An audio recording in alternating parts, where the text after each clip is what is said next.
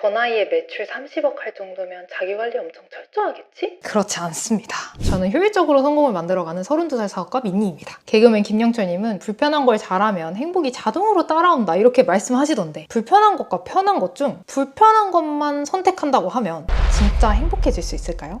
2주 동안 불편한 선택을 해보기로 했습니다. 저는 불편함을 계속 회피하게 되더라고요. 아침 일찍 일어나기, 해야 되는 업무, 야식, 운동 등등 할까 말까 고민을 하다가 해야 될 건 안 하고 안 해야 될 건 하고 나서 후회하는 것, 이걸 반복하는 제 자신을 보고 현타가 세게 왔습니다. 특히 그 설 연휴 있죠. 그 긴 연휴 동안에 뭐뭐 해야지 라고 해놓고서 아무것도 안 하고 보내신 분들 정말 많으실 것 같아요. 저도 그랬습니다. 불편한 선택 첫날, 미뤄왔던 알바 채용을 했습니다. 2주 가까이 미뤄왔던 일인데요. 해야 되는 일이 밀리는 이유는 두 가지로 볼 수 있어요. 안 하는 것과 못 하는 것. 안 하게 되는 거는 뭔가 두려움이 있어서 그래요.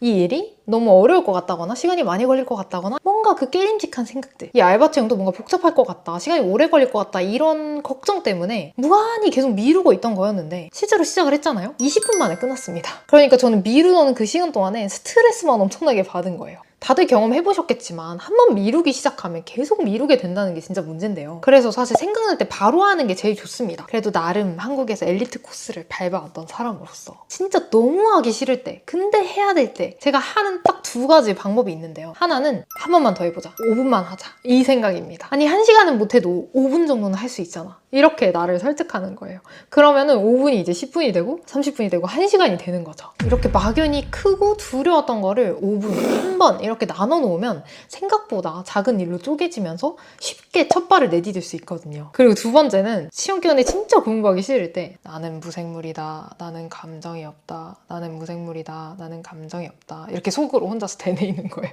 제가 대학생 때 이렇게 공부해서 성적도 잘 받고 장학금까지 받았으니까 믿을 만한 방법이거든요. 실제로 김연아 선수도 무슨 생각을 해 그냥 하는 거지, 그 짤 아시죠? 또 한 변호사님 책에서는 기분이 안 좋다고 해서 그날 공부한 게 0이 되는 건 아니다, 이런 무지막지한 글이 써져 있더라고요. 어떤 일을 했을 때 성공하는 사람들은 이렇게 감정과 내가 해야 되는 일을 분리해서 생각하는 것 같아요. 그리고 이제 못하는 경우인데요. 진짜 바쁜 경우, 저 진짜 바쁘거든요? 이러면 계속 우선순위에 의해서 일이 밀리게 돼요. 근데 이게 마치 할 수 있을 것 같아서 미루는데 사실은 그 일은 못하는 일이거든요, 그렇게 되면. 중요도와 긴급도로 일을 나누는 아이젠하워 매트릭스 다들 한 번쯤 보셨을 텐데요. 중요하지도 않으면서 급하지도 않은 일이라고 하면 이 급하지 않았던 일이 급한 일로 나중에 튀어오기 전에 빠르게 위임을 해야 됩니다. 몇 년 전까지만 해도 4시간만 자고 일했던 제가 이 위임의 위력을 알게 되면서 더 많이 자면서도 또 더 많은 일을 할 수 있게 됐는데요. 노하우를 알고 싶으신 분들은 댓글 남겨주시면 다음에 컨텐츠로 한번 자세히 다뤄보겠습니다. 근데 이 못하는 거, 진짜 못하는 거 맞을까요? 불편한 선택 5일째 되던 날에 이 생각이 들면서 정말 충격에 휩싸였거든요. 제가 일지에다가 대본을 써야 되는데 잡무가 많아서 미룸, 그러니까 편한 선택을 했던 거죠. 근데 제 모습을 다시 한번 보고 있자니 잡무가 많아서 미루는 게 아니라 이 중요한 대본 작성이라는 걸 하기가 뭔가 두렵고 뭔가 시간이 많이 걸릴 것 같아서 계속 메신저를 들락날락 거리면서 누군가가 주는 잡무를 해내고 있더라고요. 메신저는 오지도 않았는데 한 30초에 한 번씩 메신저를 켰다가 껐다가 저걸 봤다가 이걸 봤다가 하면서 이런 제 자신을 보면서 와, 이거 충격이, 우리는 B 때문에 내가 중요한 A를 못했어 라고 얘기를 하는 경우가 정말 많은데 사실은 이 중요한 A를 하기 싫어서 B를 방패 삼는 것 같다. 인간의 뇌는 정말 자기 합리화의 달인이다, 이런 생각이 들었습니다. 그래도 불편한 선택을 시작하고 한 며칠간은 해야 할 것들, 불편한 선택들을 제대로 좀 잘 했었었는데 일주일도 안 돼서 와, 이걸 컨텐츠로 쓸 수 있을까 싶을 정도로 결과가 진짜 참담했었습니다. 예를 들면 아침에 일어나자마자 앉아서 명상을 하기로 제 자신과 약속을 했는데 일어나기 싫은 거죠.